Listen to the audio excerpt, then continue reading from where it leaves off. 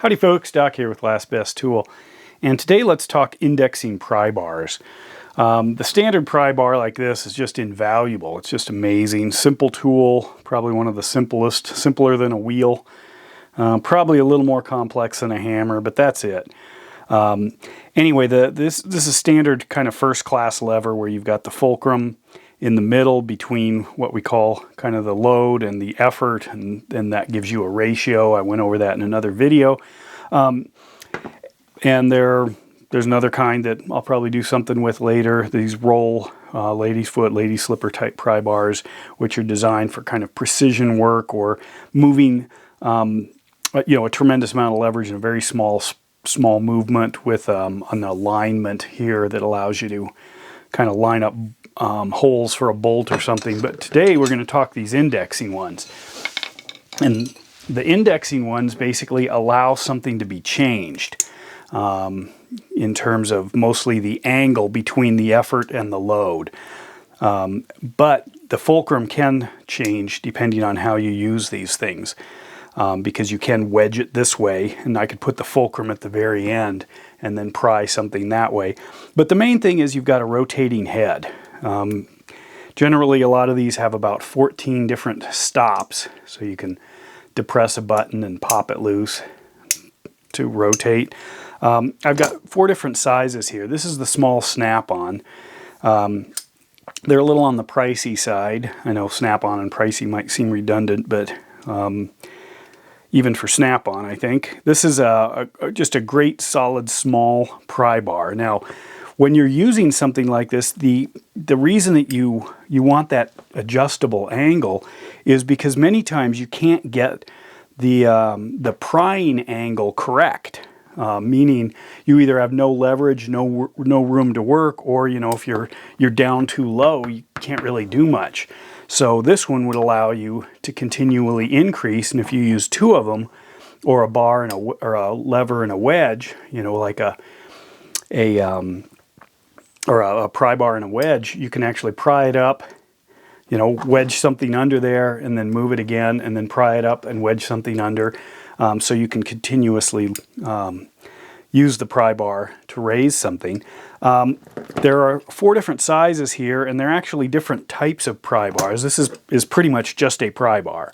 This one here is mostly a pry bar, but it also has a nail pulling capability. And you might think this looks like a hammer on the back. It's not. It's actually more for striking, to wedge the pry bar into a place, into a crack or whatever between your work pieces, and then use the prying mechanism.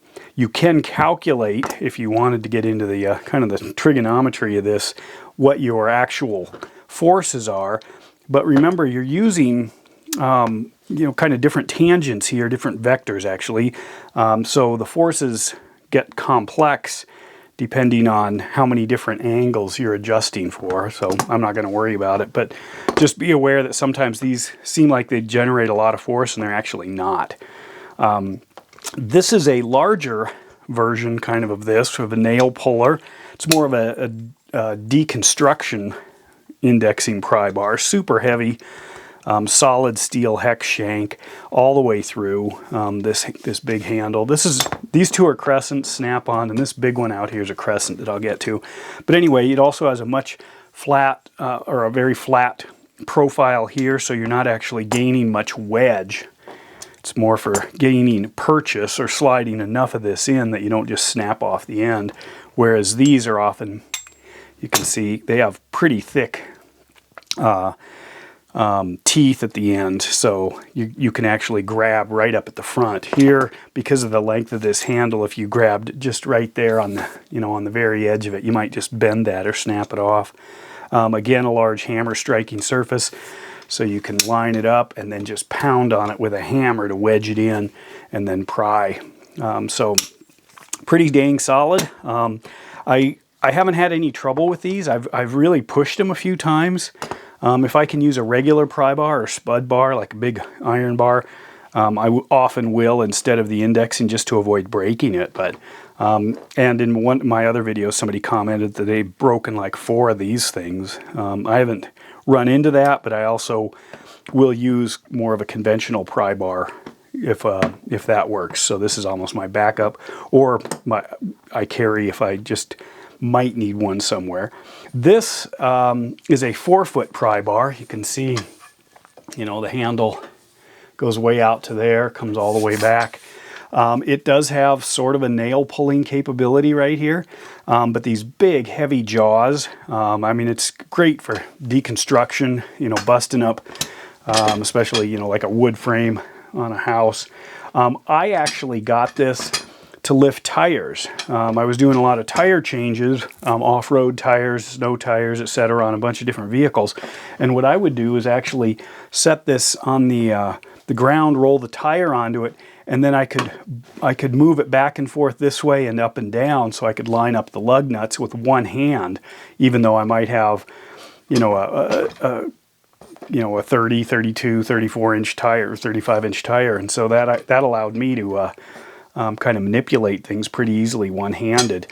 And it was surprisingly, this great big one was about half the price of this little guy that says Snap-on. Pretty solid.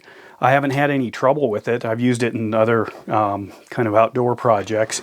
And it's you know, bomb-proof. You're talking about, you know, the human trying to bend something this big. I mean, if you stuck like another 10 feet of pipe on the end, you might be able to generate the forces, but otherwise you're working with, you know, such incredible density of steel there, compared to, you know, even stuff like that. It'd be very difficult to bust something like this with a human hand or human muscles.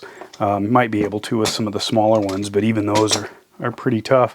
Anyway, I do find the indexing pry bars to be extremely useful, and when you need them, you know, you really need them. I've tried to build my own pry bars, bending material, you probably have too, to kind of get in and change the lever angles, but I highly recommend these. Crescent seems to really be interested. I guess a few of the other companies are starting to, or have been making more of the indexing pry bars, but in general, I find these to meet all of my needs. So I thought I'd bring them to your attention. If I had to get just one, if I was doing a bunch of bigger, larger work, it'd probably be this guy, then maybe this one, then this one, and finally that. Most of the time I don't need anything like this, but tires, it sure made it easy. That's after changing or rotating a bunch of big tires, I just thought, this is crazy. There's got to be a better way, and I saw this in one of the big boxes, you know, the big box that looks like this, and I ended up grabbing it and trying it, and it's pretty sweet. But anyway, that's it for today. So, Doc out.